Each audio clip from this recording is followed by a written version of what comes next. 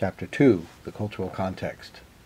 This is an important chapter in the book because it introduces some ideas and concepts and terms that we're going to be using throughout the course to talk about culture and to talk about differences among cultures. So this is the model, the conceptual model that our author has developed to describe intercultural communication. So we're starting at the outside layer, cultural context, and working our way towards the interior, towards the middle. So this is culture. It's always there in the background. This is shown graphically here. And this quote from Edward Hall, the pioneer in this field, I think is quite good. Culture hides more than it reveals, and strangely enough, what it hides most effectively from its own participants.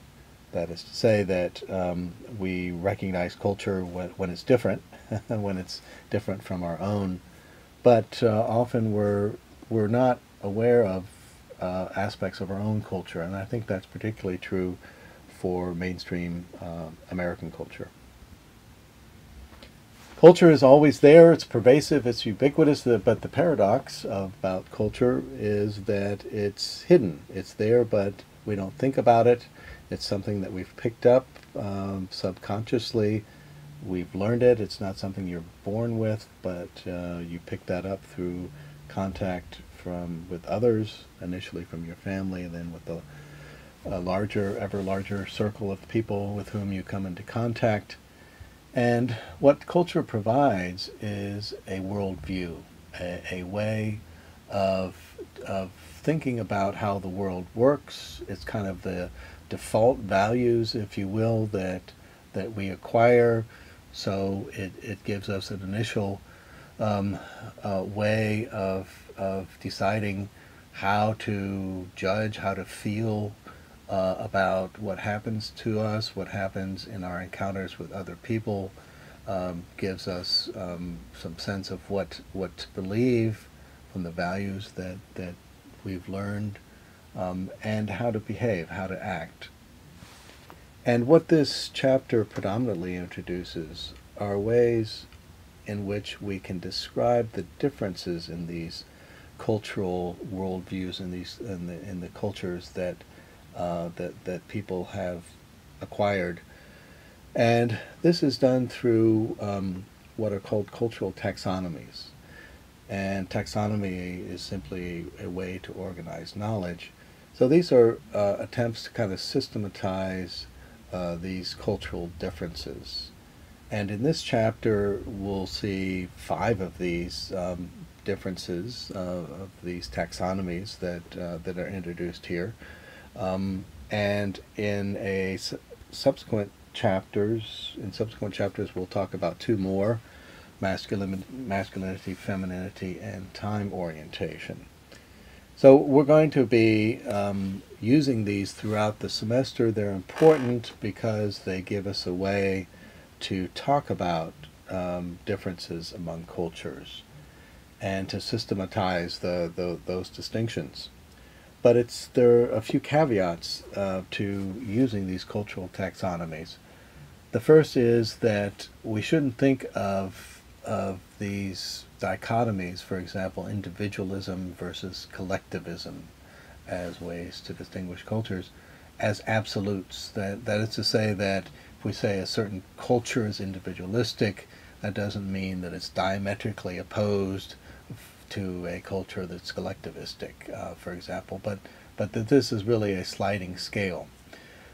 The other thing to keep in mind is that cultures can vary internally. So there might be regional differences. Somebody brought up in New York City, for example, is likely to be quite different in culture from somebody who was brought up in rural Mississippi, for example.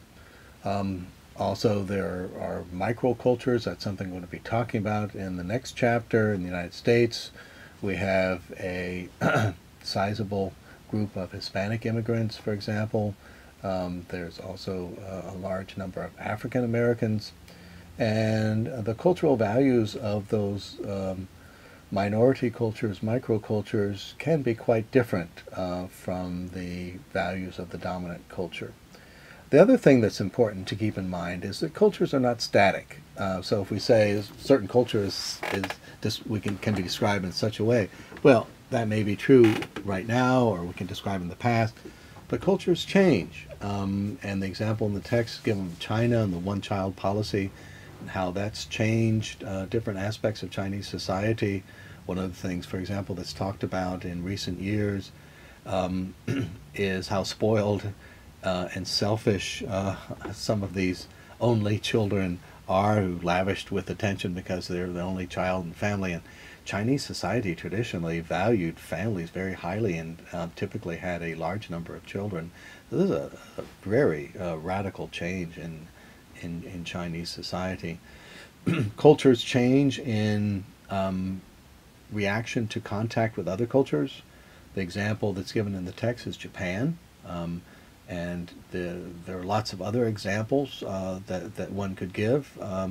In Japan, there's been significant contact with American culture, and quite a few changes that have come about in reaction to that contact.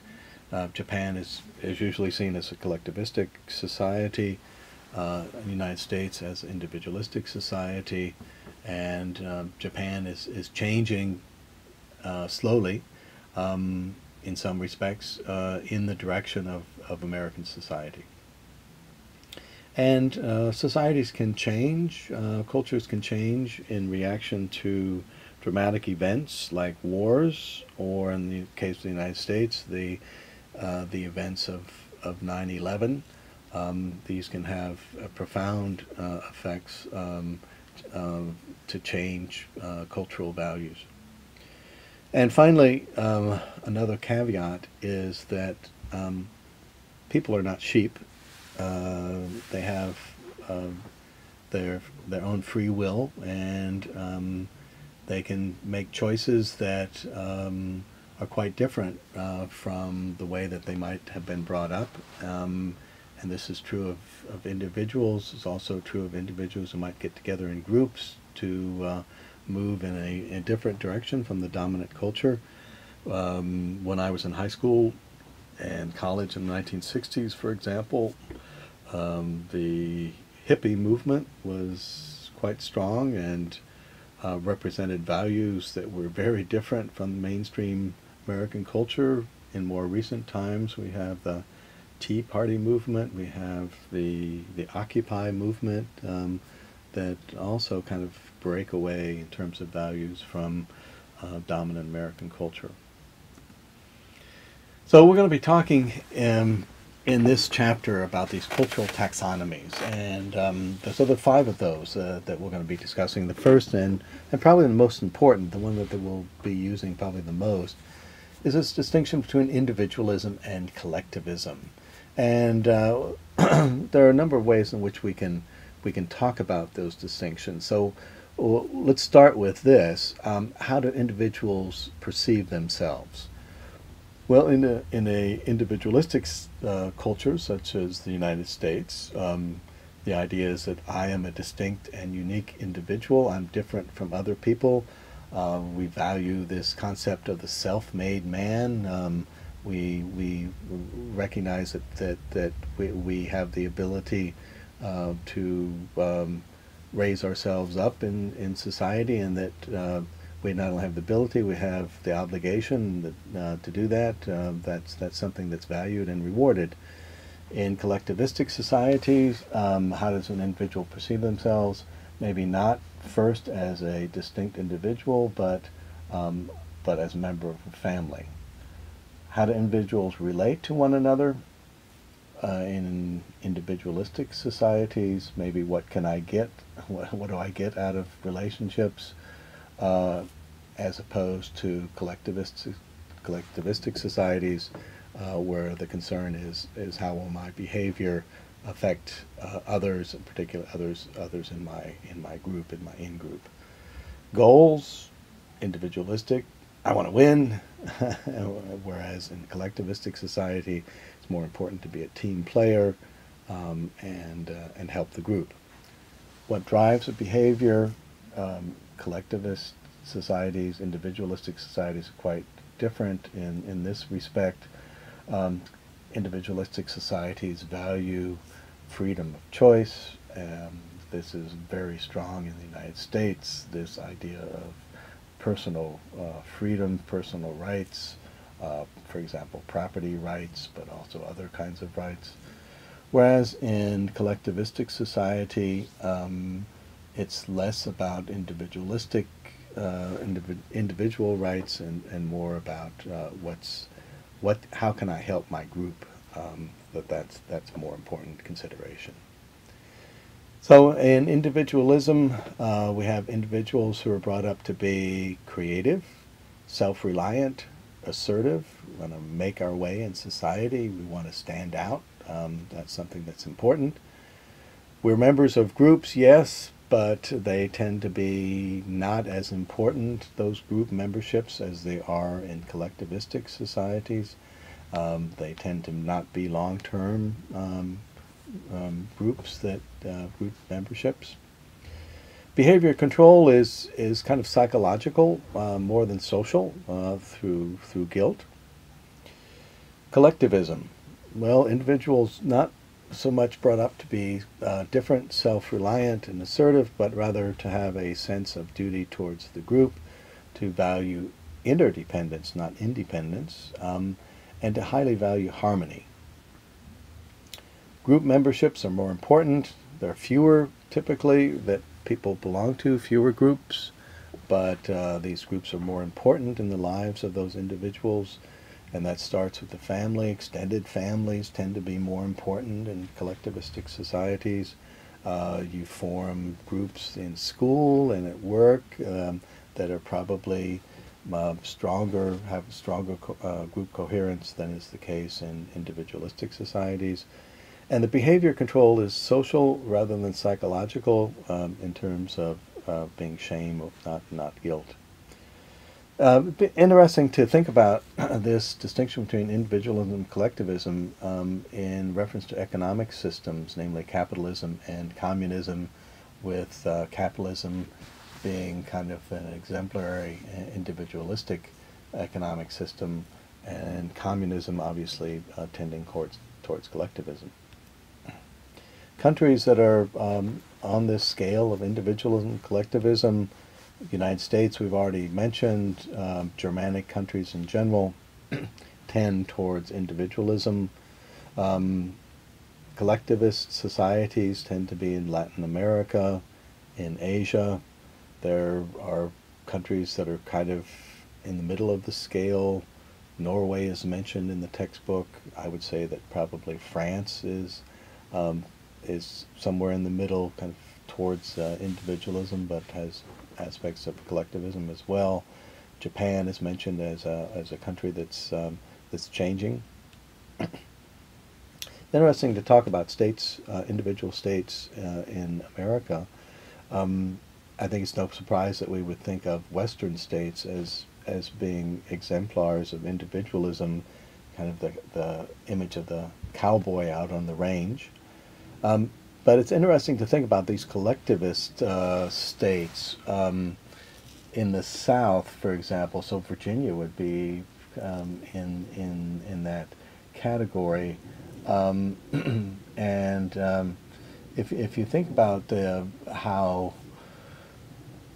for example, if you walk into a restaurant in the South, the fact is that often you'll be the verbal communication will be quite different.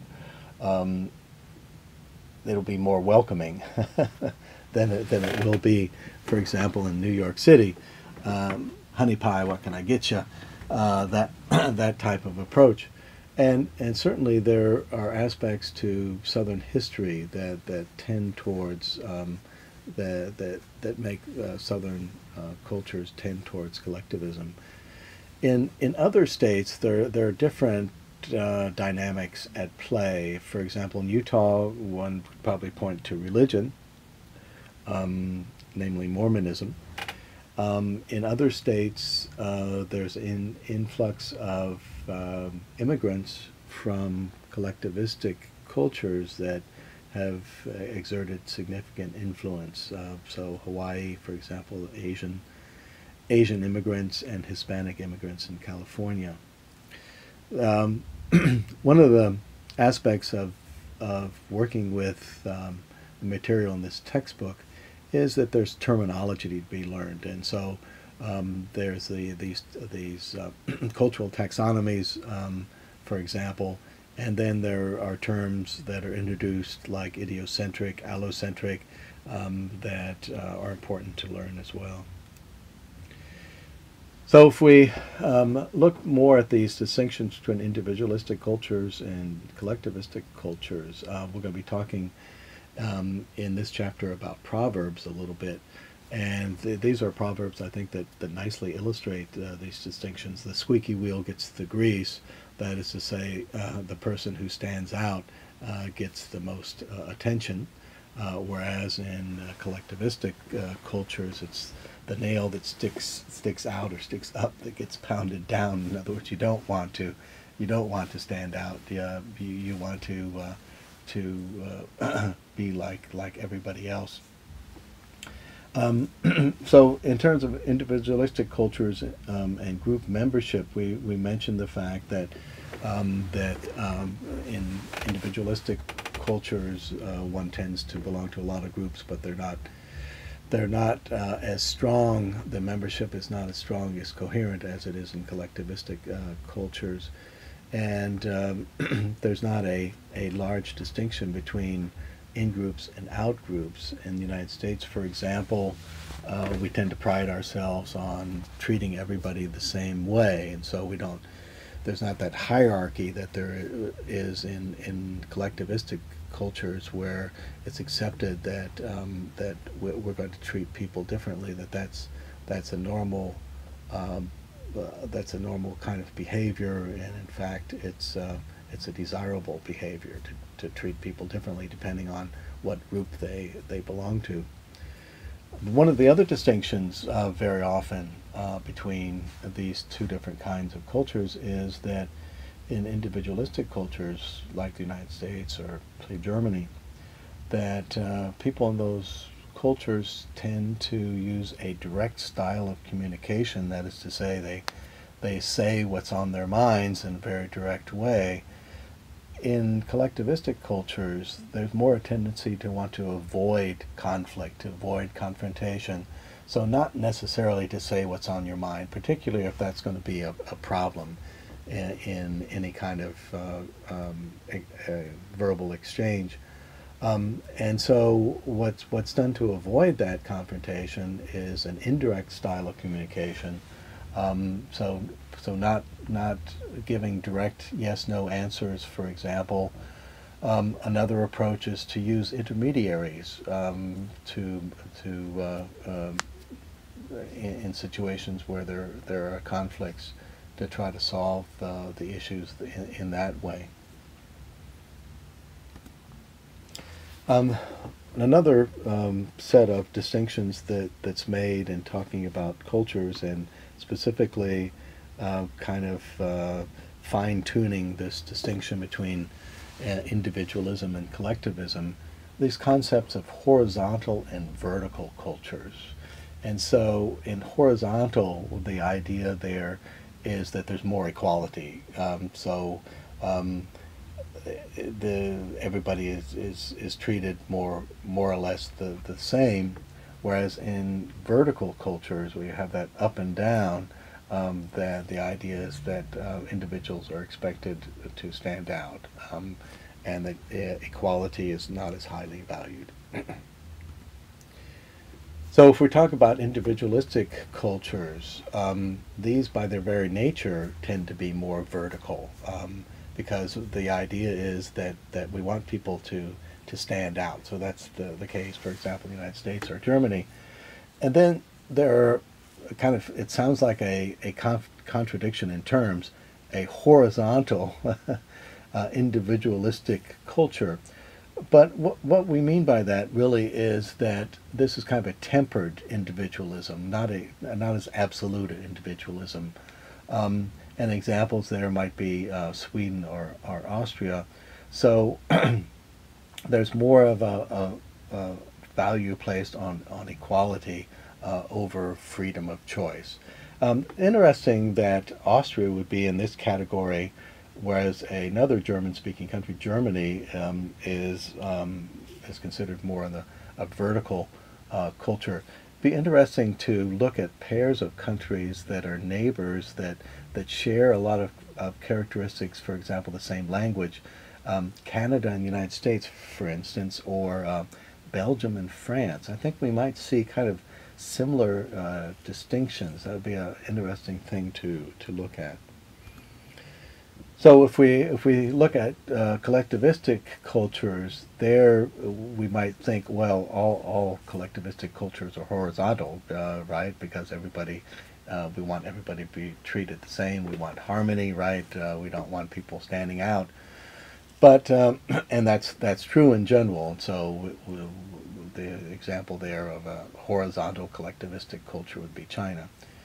But then there are cultures like India, another example would be Japan. They're basically historically collectivistic cultures, but where individual initiative is more highly valued, and where the expectation is, for example, in India, that that one